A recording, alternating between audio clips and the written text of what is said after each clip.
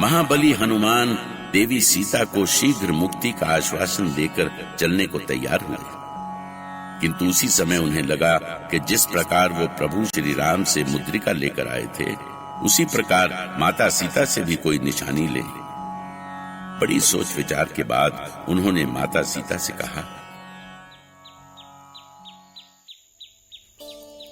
माते, यदि आप उचित समझें तो प्रभु श्री राम की तरह आप भी कोई निशानी मुझे दें, जिससे मैं प्रभु को विश्वास दिला सकूं कि मुझे आपके पावन दर्शन हुए। आप चुप क्यों हो गई माते? क्या मैंने कुछ अनुचित कह दिया? नहीं हनुमान, मैं स्वयं ये सोच रही थी, पर क्या दूं? मेरे पास कुछ भी शेष नहीं है। ऐसा ना कहे माते, क्या नहीं है आपके पास? अरे हाँ, ये चूड़ामणि तो है। स्वामी इसे देखते ही पहचान लेंगे। ये लो हनुमान। जय श्री राम। इसे मैं अपनी कमर में बांध लेता हूं, ये सुरक्षित रहेगी। अब आप मुझे आशीर्वाद दे माते कि मैं जल्द से जल्द प्रभु के पास पहुंच सकूं। तुम्हारे जैसे महावीर का मार्ग निर्विघ्न ही होगा। जाओ, मेरा आशीष सदा तुम्हारे साथ है हनुमान।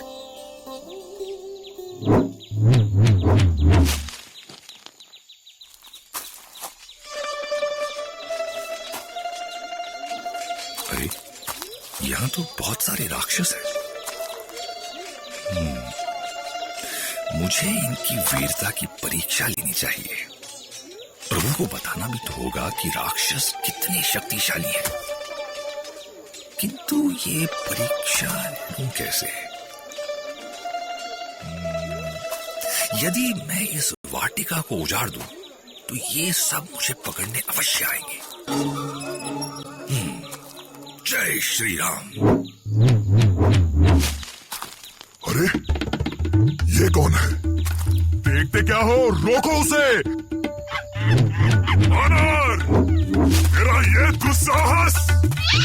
मैं तो बड़े प्रेम से फल खा रहा हूं, मुझे क्यों रोक रहे हो भाई? हा? इसे तो हंसी सूझ रही है। घेर लो इसे। मेरे को लंकेश को सूचना दो। जल्दी करो, जल्दी।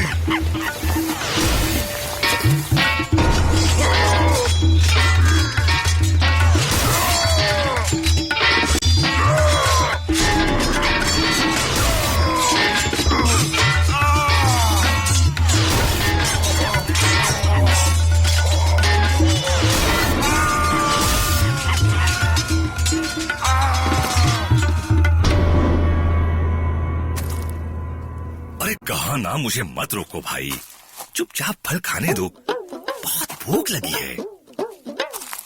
हनुमान के गदा प्रहार से अनगिनत राक्षस मारे गए। राक्षसों की सेना में भगदड़ मच गई। पूरी लंका में हाहाकार हो गया। महाबली हनुमान ने राक्षसों की शक्ति का अनुमान तो लगा लिया, किंतु अभी रावण की शक्ति का अनुमान लगाना शेष था। इसलिए उन्होंने अशोक वाटिका में ऐसा उत्पात मचाया कि स्वयं लंकापति रावण उनसे मिलने को व्याकुल हो उठे। आखिर वो कौन महाबली वानर है जो दशानन की नगरी में घुसकर उसे चुनौती दे रहा है? महावीर हनुमान को भला कौन सा बंधन बांध सकता था? ये तो तभी हो सकता था जब वो स्वयं ही बंधकर लंकेश्वर के दरबार में पहुंच जाए। लंकापति की जय। हमारे वीर उस महाबली वानर को बंदी बनाकर ला रहे हैं।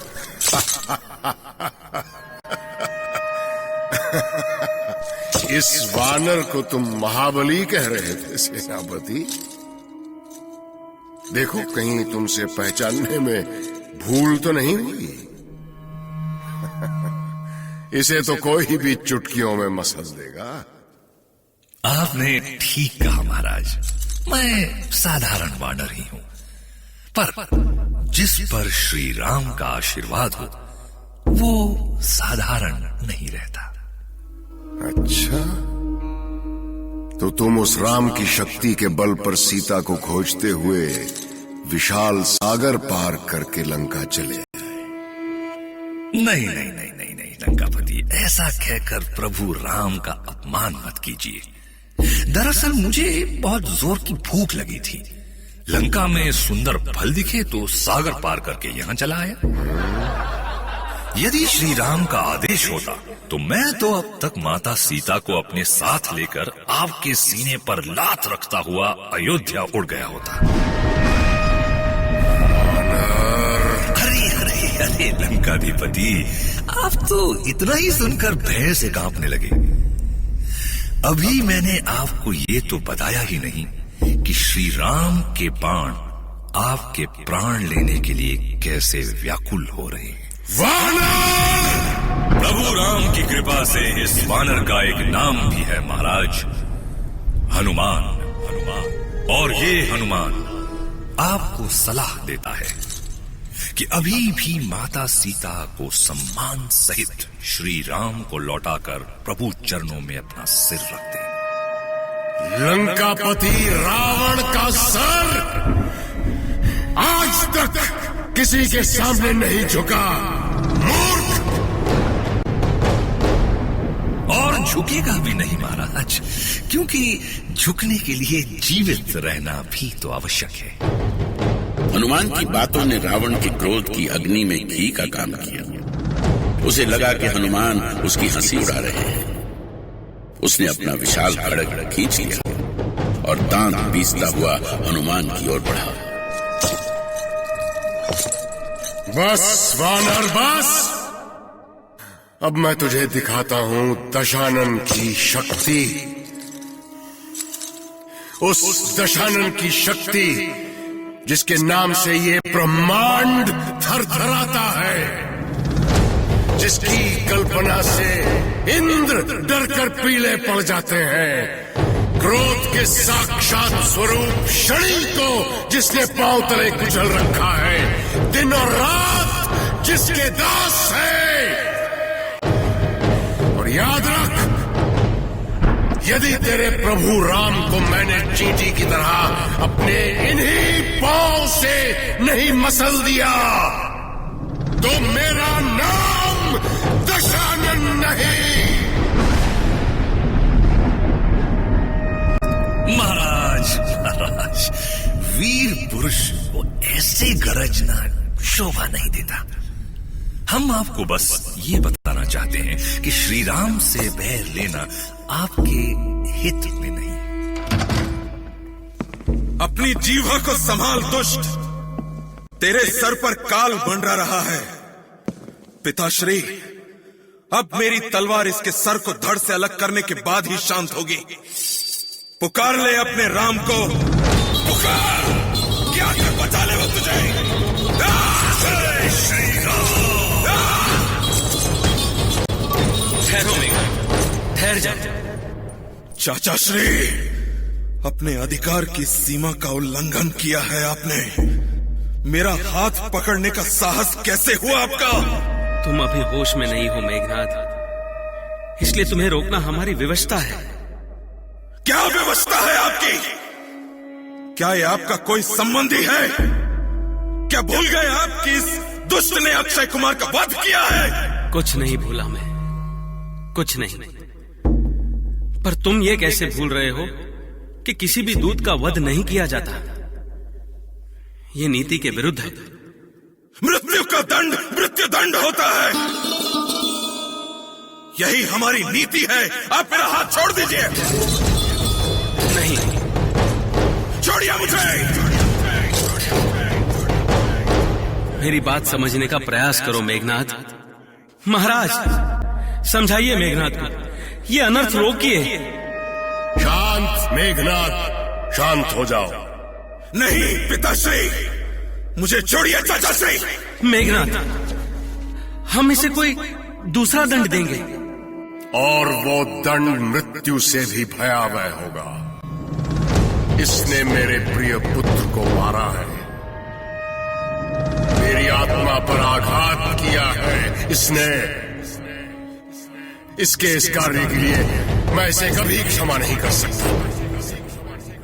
वानर को उसकी पूंछ बहुत प्यारी होती है ना, तो इसकी पूंछ में आग लगा दो, ये स्वयं जलकर भस्म हो जाएगा। आदेश का पालन हो।